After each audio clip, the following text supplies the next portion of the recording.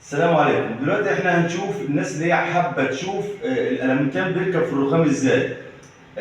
ده مطبخ طبعا كنا مركبينه من فتره، وطبعا انا جاي عشان اركب الحله سمارت ما كانش جايبها.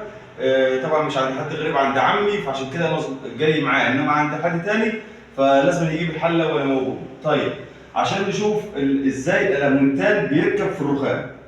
دلوقتي زي ما انتم شايفين اهوت الرخام راكب. الذره في الالمنتال موجوده، بس بتاع الالمنتال ما رضيش يركبها غير لما نفتح الحله، بحيث لو في اي حاجه يعرف ايه يعالجها. طيب، هوريكم دلوقتي دي الذره في الالمنتال اهي. دي الضغط بتاعتنا الالمنتال اهي، ودي الشاسيه بتاعها. الناس اللي هي بتسال ازاي الالمنتال بيركب في الرخام. شايفين الشاسيه ده؟ الشاسيه ده بيدخل في الحاجات اللي احنا عاملينها دي.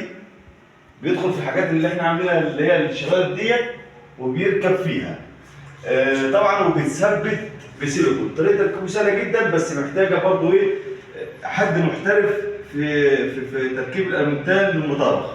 انا عملت الفيديو ده مخصوص عشان خاطر الناس اللي هي بتسال ازاي الذره في الالمنتال بتركب على الرخام. وبالنسبه للناس اللي بتبقى قلقانه من المطابخ الرخام اللي بتقفل بعد كده الالمنتال، انا احب اقول لك ما تقلقش خالص.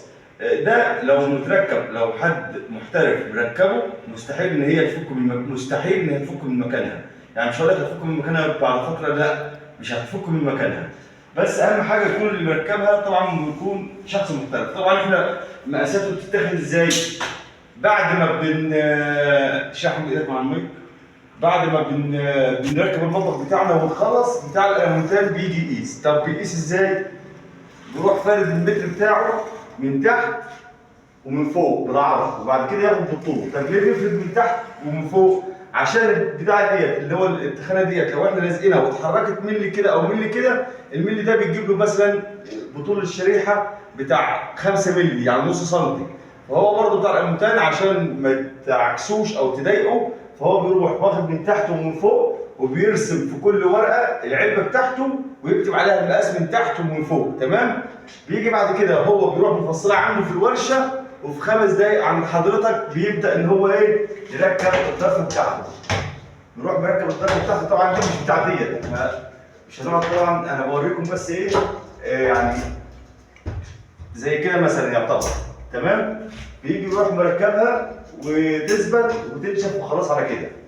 الضرفه بتاعتنا ركبت اهو.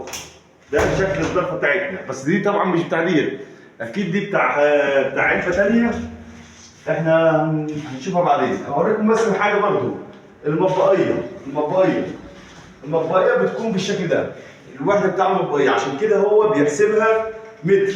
ديت بيحسبها متر في الالمنتال تقريبا ب 1800 المتر دلوقتي حاليا.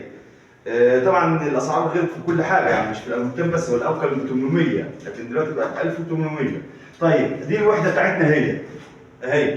بيجي مثلا احنا بيبقى سايبين مكان للمطبقيه زي كده، بيجي هو برضه يروح حاططها، يروح مركبها زي كده اهيت. وطبعا بيثبتها ويظبطها وايه، ويخليها كانها مفيش اي حاجه. تمام؟ دي بيكون شكل المطبقيه. طبعا لسه ما ثبتتش، بس انا بوريكم شكلها بيكون عامل ازاي اهو. كده المطبقيه بتاعتنا هي. طبعا انا مش بركبها يا جماعه عشان محدش يقول لي يعملها مخلوقه او مالها مخلوعه. انا مش بركبها، انا بعمل لكم فيديو توضيحي ازاي الالمنتال بيركب على الرخام. اهي دي الصفايه بتاعتنا هي الاستانلس، وديت الشبكه اللي بيتحط فيها الاطباق واللصقه والحاجات ديت. تمام؟ ده بيكون شكل المطبقيه بتاعتنا. هو عاملها طبعا هيدروليك، عاملها الاكسسوارات بتاعتها يعني برضو شغل ما شاء الله. ده طبعا اللي عامل المطبخ ده حسين الجحش، اللي كنت نشر له كذا فيديو قبل كده عندي موجود على القناه. تمام؟ دي برضو دي بتتحسب متر زي ما قلنا. في وحده تاني بتتحسب متر، بس مش عارف هو ما جابهاش ولا ايه، ولا احنا ما كناش عاملين حسابها. لا، احنا عاملين حسابها اهي. تمام؟ دي برضو بتتحسب متر. ديت برضه بتروح داخله في العلبه اللي احنا عاملينها للمعالق والحاجات اللي هي الايه، الشوك والسكاكين والحاجات اللي فيها عليها. طبعا بتيجي برضه نفس الكلام، بيجي بيروح يدخلها في الرخام. طبعا هو بقى يدخلها بطريقته، وهي من من هنا مش جايه، بس هو بقى يدخلها بطريقته. بس انا بوريكم ايه الفكره يا جماعه. اهي ايه الفكره، هي اهي بتاع الالمونتال اهي، البراك دي بتتحسب متر، يعني الوحده دي كلها بيحسبها لك متر. تمام؟ يعني دي كده معانا، دي كده معانا، دي بيحسبها متر ودي بيحسبها متر، لكن بقيه الظرف بيحسبها متر مربع، يعني بيضرب الطوب في العرض، جابت ربع متر جابت نص متر، بيحسبها لك زي ما هتيجي. طبعا زي ما قلت لكم الظرف اهي، زي ما قلت لكم بقى حسب اي علبه بقى انت مقفلها طبعا بتظهر. انا عايز اعرف العلبه دي بتاعت ايه؟ لا مش بتاعت دي خالص، مش بتاعت ديت، ممكن تكون بتاعت دي. هي بتاعت ديت. لا دي كبيره برضه وكبيره عندنا. انا مش عارف هو عامل ايه، يعني مش عارف العلبه دي بتاعتنا، انا عايز اعرف العلبه دي بتاعتنا. برضه مش بتاعتها، بس مش مشكله. احنا كده شفنا الالمونتان بيركب على الرخام ازاي، او الفكره بتاعته بتكون ازاي، بحيث برضه لو في حد من الاخوه بتوع الالمونتان ما اشتغلوش مطابخ، ما قفلوش مطابخ رخام، اديني جبت لكم الفكره لحد عندكم. طبعا زي ما قلت لكم ده ما بيتثبتش بمسامير، ده بيتثبت بنوع سيليكون معين هو بيستخدمه. هو لو موجود هنا كنت وريته لكم الصراحه، لكن هو مش موجود. تمام كده، ده الالمونتان بتاعنا عشان نقفله على الرخام. طبعا بيدي شكل جميل. طبعا هنا ده بيكون ليه الوان كتيره جدا، الوان يعني لا تحصى. الالوان اللي هي مستخدمه في الوشاش ديت لا تحصى. طبعا خامات الالمونتان برضه ايه، في منها انواع برضه لازم نخلي بالنا منها. تمام. هو المطبخ معلش فيه تراب شويه وبتاع، لان هو مركون يعني بقاله فتره، دخل في 8 اشهر اهوت ولا 9 اشهر،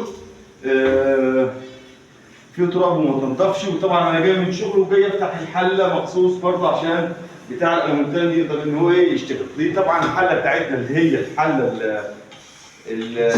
السمارت، دي الحله السمارت بتاعتنا. اوريكم شكلها برضه للناس اللي هي حابه تركبها في بيتها او حابه تشتريها. طبعا هي حله بتكون يعني هي غاليه شويه، بس انت لو فكرت معايا هتلاقي سعرها يعني يا دوبك مش غالي. ليه بقى؟ لان هي بيجي معاها الحاجات دي بتيجي معاها. تمام. دي بتيجي معاها القطاعه، وبتيجي معاها صفايه. تمام. وبتيجي معاها صفايه، وبتيجي معاها برضو صفايه ثانيه للغسيل، تغسل فيها الخضار او تغسل فيها ايا كان. معلش انا جاي من الشغل ومش مركز، ايه سامحوني. تمام. لا دي تعفو ولا تعفو، دي بتكون هنا صح كده، ودي بتكون هنا بس دي الصفايه ودي تغسلها. وتيجي بقى مثلا الايه دي بقى ديت بتاعت الخلاط. تمام. بس بتركب في مكان تاني، هوريكم دلوقتي مع بعض هنشوف كل حاجه. يلا نفتحها ونبوظها للعريس وخلاص مش مشكله. ديت بقى طقم الخلطات اللي بيجي مع الحله، يعني ده كله جاي مع الحله. انتوا متخيلين؟ ده كله بيجي مع الحله، مهما كان سعرها بقى 3000 4000 5000 مهما كان سعرها. طبعا عشان فيها مسامير كتير. حاضر، خايف على المسامير، حقه. طيب بصوا يا جماعه، الاول خالص كده ديت اول قطعه اهي. طبعا بيكون فيها كهرباء، فيها اضاءه، فيها اضاءه هنا بتقول لك درجه الحراره والسخن والبارد والحاجات ديت. دي طبعا بتركب هنا، بتكون هنا كده. تمام. حلو كده. الحله بدات تظهر. طيب دي طبعا هي الزرار زرار للخلاط الاساسي، وزرار للشلال، وزرار لغسالة الكاسات، وكل حاجه هنا فيها زرار. يعني الحله هي ودي برضو بتظبط منها درجه الحراره والاون واوف. تمام. نيجي هنا برضو نشوف في حاجه ثاني. في هنا كل محتويات الايه الحوض. طبعا قطع اكسسوارات كتيره جدا بتيجي مع الحله. فانت لو حسبتها تجيب الخلاط وتجيب الحاجات دي كلها قطعه هتعدي المبلغ ده. فهو الحله ديت جميله جميله جميله جميله. وطبعا احنا شرحنا من 5 سنين فاتوا ازاي تفتح الحله اللي هي المستقيمه. شرحناها من زمان طبعا، موجوده على القناه، اللي حابب يراجع القناه يلاقي فيديوهات كتيره عن فتح الحله اللي هي زاويه قايمه من 4 سنين ومن 5 سنين، يعني هتلاقيها موجوده ان شاء الله في القناه. طيب الفيديو بتاع النهارده طبعا ما عملتش فيديوهات من زمان وما بعملش فيديوهات، بطلت الفيديوهات، بس الفيديو ده بجد في ناس كتير محتاجاه، فعشان كده انا قررت ان انا اصور لكم الفيديو ده قبل ما افتح الحله، وكده وريتكم الالمنتال ازاي بيركب وازاي بيتحسب، وطبعا وازاي بيتفصل، والحاله السمارت الناس اللي هي كانت حابه تشوفها برضه وشفناها مع بعض اهوت. طبعا بيكون فيها يعني فيها اكسسوارات كتيره جدا بتركب طبعا، بس طبعا بعد ما نفتح لها في الرخامه والحاجات دي كلها نشوفها مع بعض ان شاء الله. ده كده وصلنا لاخر الفيديو بتاعنا. بشكركم جدا جدا، ولو انت حسيت انك استفدت من الفيديو ده اعمل لنا اشتراك واعمل لنا لايك واكتب كومنت، وشكرا والسلام عليكم ورحمه الله وبركاته.